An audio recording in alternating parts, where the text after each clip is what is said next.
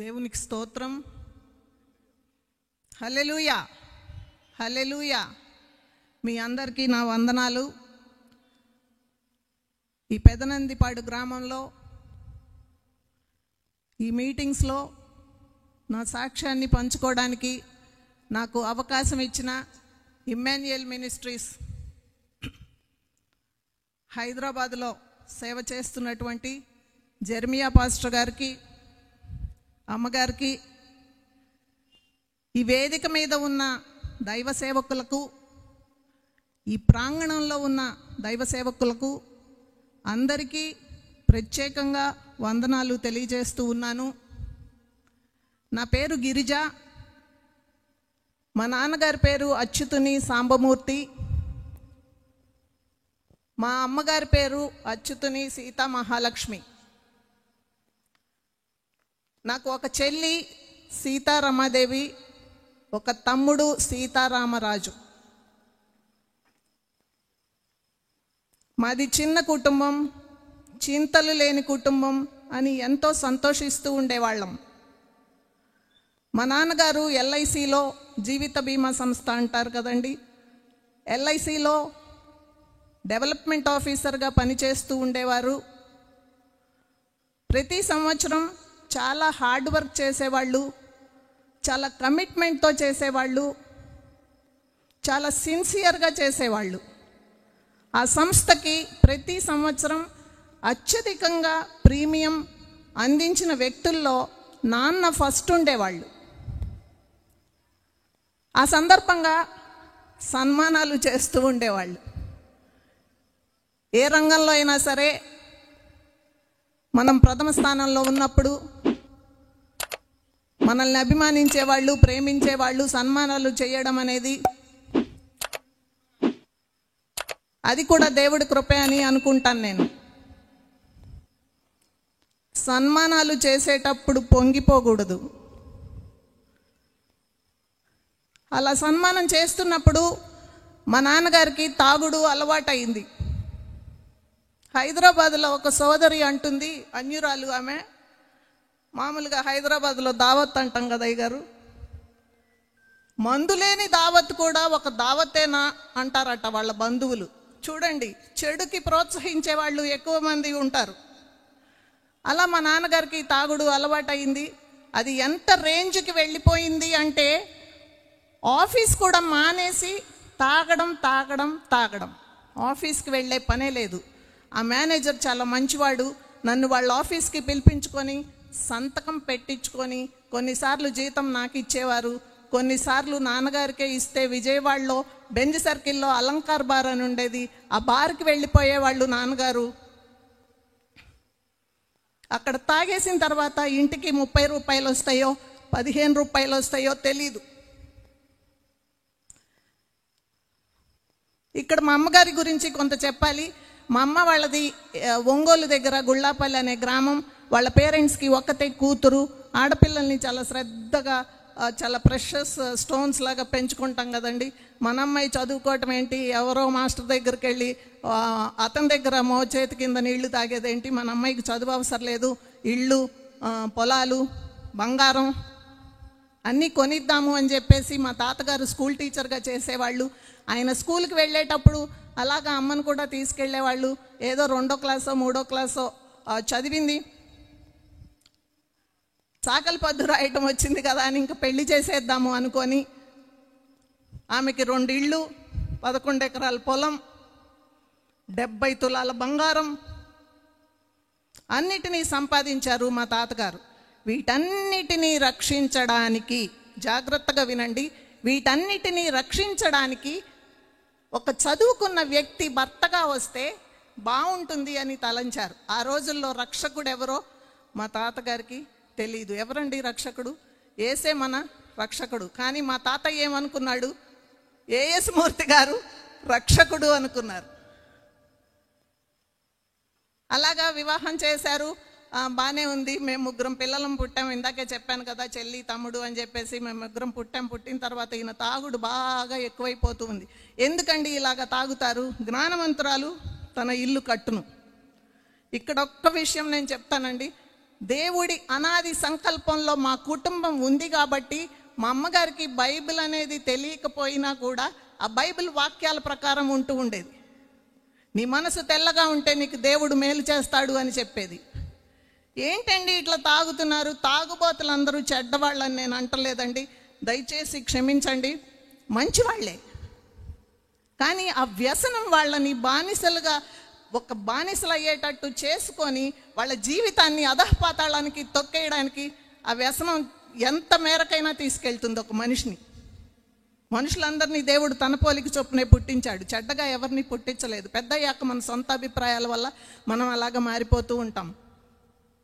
ఎందుకు అలాగ తాగుతారు? 2 ఆడపిల్లలు ఉన్నారు, బాబు ఉన్నాడు, ఎలాగా వాళ్ళ పెళ్ళిళ్ళు చేయాలి అది ఇదని అమ్మ చెప్పినప్పుడు తాగుబోతులు చాలా అబద్ధాలు ఆడతారండి, to escape from that situation అనమాట. ఆ పరిస్థితి నుంచి తప్పించుకోవడానికి భార్యతో అబద్ధం ఆడతారు, పిల్లలతో అబద్ధం ఆడతారు, ఎవరితో అయినా అబద్ధం ఆడతారు వాళ్ళు. ఎందుకు అలాగ తాగుతున్నారు అన్నప్పుడు చాలా అప్పులు ఉన్నాయి, ఈ వడ్డాణం అమ్మేద్దాం అనేవాళ్ళు. పాపం, అమ్మేసేది. అలా ఆస్తులన్నీ కరిగిపోయాయి. మా జీవితంలో మాకు ఇళ్ళు ఉన్నప్పుడు, మా అమ్మకి ఇళ్ళు ఉన్నప్పుడు, పొలాలు ఉన్నప్పుడు, ఆస్తులు ఉన్నప్పుడు, బంగారం ఉన్నప్పుడు, యేసుక్రీస్తు మా జీవితంలో లేనప్పుడు మాకు మనశ్శాంతి లేదు.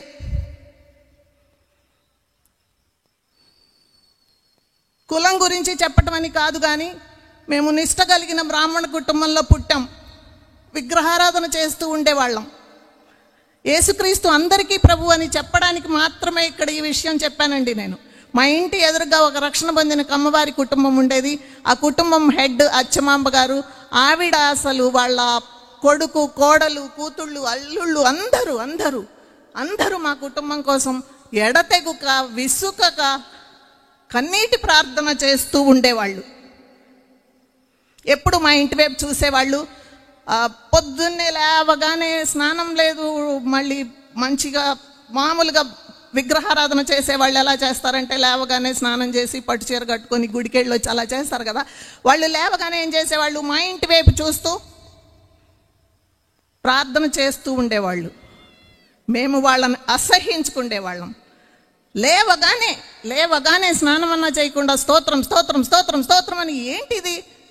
మన ఇంటి వైపు ఎందుకు చూస్తారు? మన నాన్న తాగితే వాళ్ళకేంటి అని నాకు చాలా కోపం వస్తూ ఉండేది. కానీ వాళ్ళు నిజమైన విశ్వాసులు గనుక మా ఇంటి వైపు చూస్తూ, మా పరిస్థితిని గమనిస్తూ లోపలికెళ్ళి వాళ్ళ ఇంట్లో కూర్చొని, మూర్తి గారు మారాలి ప్రవ్వా, మహాలక్ష్మ గారు సంతోషంగా ఉండాలి, ఆ పిల్లలు చదువుకోవాలి, వాళ్ళు పైకి రావాలి, మా రక్షణ కోసం, మా కుటుంబ రక్షణ కోసం ఒక కుటుంబం మొత్తం ఎడతెగక ప్రార్థన చేసింది. ఈ రోజుల్లో మనం అట్లా చేస్తున్నామా చెప్పండి? ఎవరి రక్షణ కోసం అలా చేస్తున్నారా? ఎంతసేపు మా అమ్మాయి పెళ్లి కావాలి, మా అబ్బాయికి వీసా రావాలి. ఇక్కడ మా అమ్మ గురించి రోమాపత్రిక 5వ అధ్యాయం 3, 4, 5 వచనాలు మా అమ్మకి కరెక్ట్గా వర్తిస్తాయండి. శ్రమ ఓర్పును, ఓర్పు పరీక్షను, పరీక్ష నిరీక్షణను కలుగజేయనని ఎరిగి శ్రమలయందును మనము అతిశయపడము. ఏలయనగా ఈ నిరీక్షణ మనల్ని సిగ్గుపరచదు. అమ్మకేంటండి శ్రమ? నాన్నగారు తాగుతారు, తన భర్త తాగుతాడు అనేది శ్రమ. పరీక్ష ఏంటంటే గడపలో నుంచుంటే పక్కింటి వాళ్ళు వచ్చి, మూర్తి గారు తాగుతారు అమ్మా అని అడుగుతారే అనే పరీక్ష. ఆ పరీక్ష నిరీక్షణను కలుగజేసింది. నిరీక్షణ ఏంటంటే ఏదో ఒక దేవుడు ఎప్పుడో అప్పుడు మనల్ని రక్షించకపోతాడా అని చెప్పి ఆ తల్లి ఎంతో ఓర్పుతో ఉండేది. ఎంత ఓర్పో చెప్పమంటారా? ఎన్ని సంవత్సరాలు? 19 సంవత్సరాలు. దేవునికి స్తోత్రం. ఈ రోజుల్లో మనం పాస్టర్ గారి దగ్గరికి వెళ్తాం, ప్రార్థన చేయించుకుంటాం. రేపటికి మనకి ప్రార్థన చేసిన అంశం మీద సమాధానం రాలేదనుకోండి, ఈ పాస్టర్ గారి ప్రార్థనలో సత్తా లేదు, ఇంకొక చర్చికి వెళ్ళిపోదాం అని వెళ్ళిపోయే విశ్వాసులు కొంతమంది ఉన్నారు. అందరూ కాదండి. అలాగా నా తల్లి అలాగ చేయలేదు. అయితే ఏదో ఒకటి రిలాక్సేషన్ ఉండాలి మనిషికి. ఒక సమస్య ఉన్నప్పుడు ఇంట్లో ఉంటే పిచ్చెక్కిపోతుంది.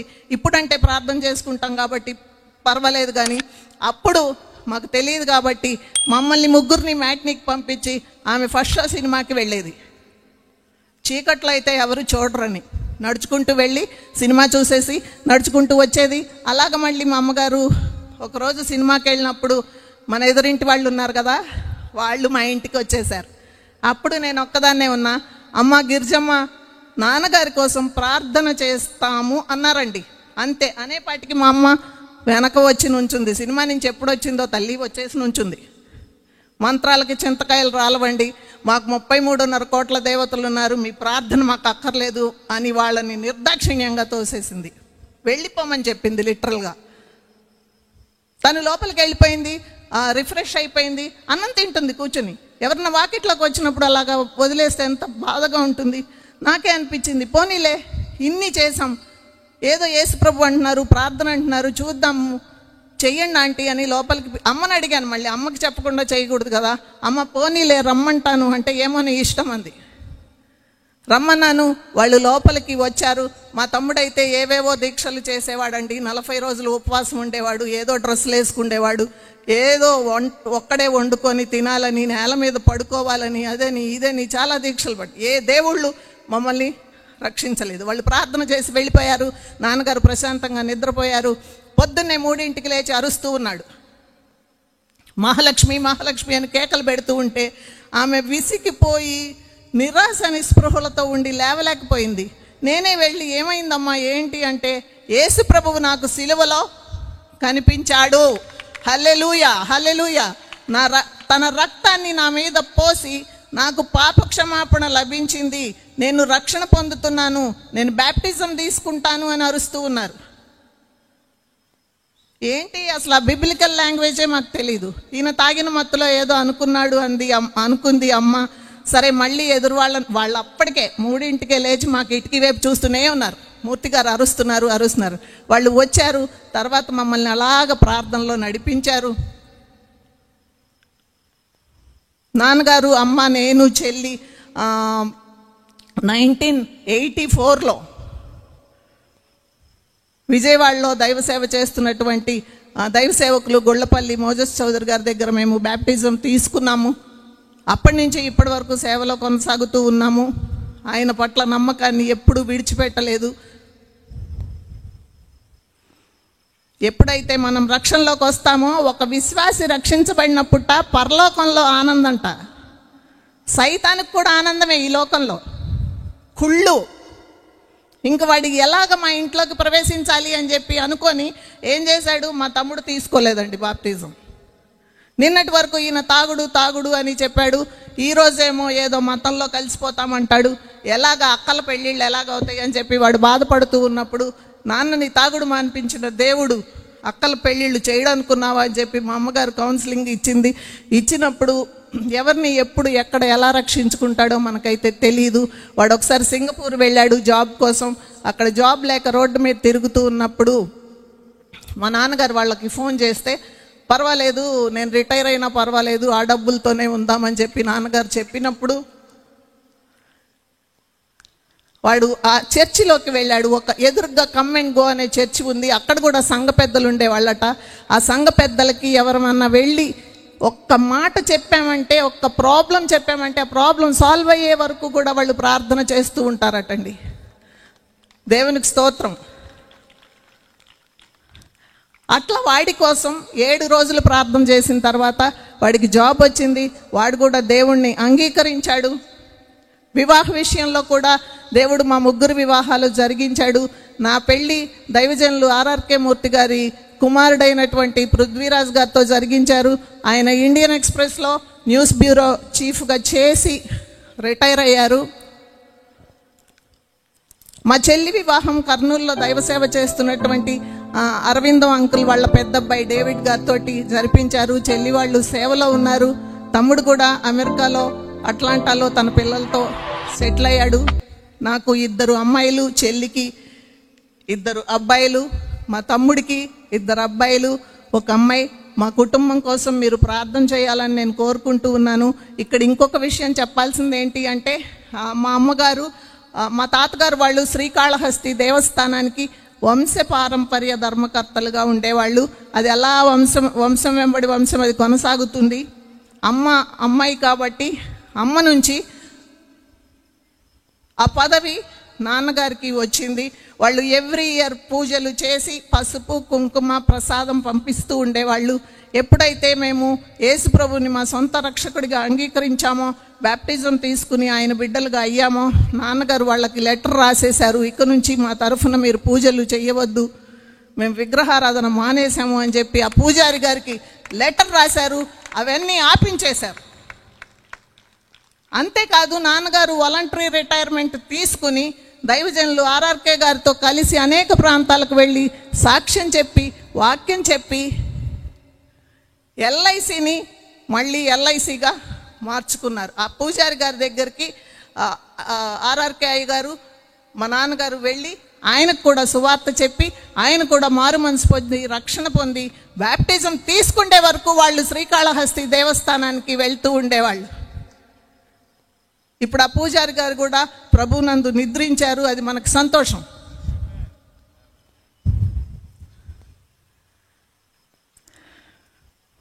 తర్వాత తమ్ముడు కూడా రక్షణ పొందాడు. మా చెల్లి వాళ్ళ మామగారి దగ్గర అరవిందం గారు ఆయన దగ్గరికి వచ్చి బ్యాప్టిజం తీసుకున్నాడు. మేమందరం దేవునిలో చాలా సంతోషంగా ఉన్నాం. మా కుటుంబం కోసం మీరందరూ ప్రార్థన చేయాలని కోరుతూ ఉన్నాను. ఆర్ఆర్కే గారి గురించి నాకన్నా ఇక్కడున్న మీలో చాలామంది పెద్దలకి బాగా తెలుసు. ఆయన రేడియో ప్రసంగికులు. ఆదికాండం నుంచి ప్రకటన గ్రంథం వరకు వచనం వెంబడి వచనం వివరంగా చెప్పారు. ట్రాన్స్‌వరల్డ్ రేడియో వాళ్ళు ఆయనకి the whole word to the whole world అని బిరుదు ఇచ్చి సత్కరించారు. ఇటీవల 2022లో పోస్టల్ డిపార్ట్మెంట్ వాళ్ళు మామయ్య గారు అంటే రిలీజియన్, అది గవర్నమెంట్ డిపార్ట్మెంట్ కాబట్టి రిలీజియస్గా కాదు, ఆయన ఈ ఫీల్డ్లో చేసిన కృషికి గౌరవ సూచకంగా ఒక పోస్టల్ స్టాంప్ని వాళ్ళు రిలీజ్ చేశారు. దేవునికి స్తోత్రం. కాబట్టి ఇక్కడ అందరూ విశ్వాసులే. కొంతమంది ఎవరైనా తాగుబోతులుంటే, ఎవరైనా నరహంతకులుంటే, ఎవరైనా వ్యభిచారం చేసేవాళ్ళు ఉంటే, ఎవరైనా అబద్ధాలు ఆడేవాళ్ళు ఉంటే, ఈ మైక్ ద్వారా పెదనందిపాడు గ్రామంలో ఎవరైనా నా సాక్ష్యాన్ని వింటున్న వాళ్ళు ఉంటే, దేవుడు మా కుటుంబాన్ని ఎట్లా మార్చాడో మీ కుటుంబాలని అట్లాగే మారుస్తాడు. యేసుక్రీస్తు నిజమైన దేవుడు, గొప్ప దేవుడు. నమ్మండి, ప్రార్థన చేసుకోండి, ప్రశాంతతని పొందండి.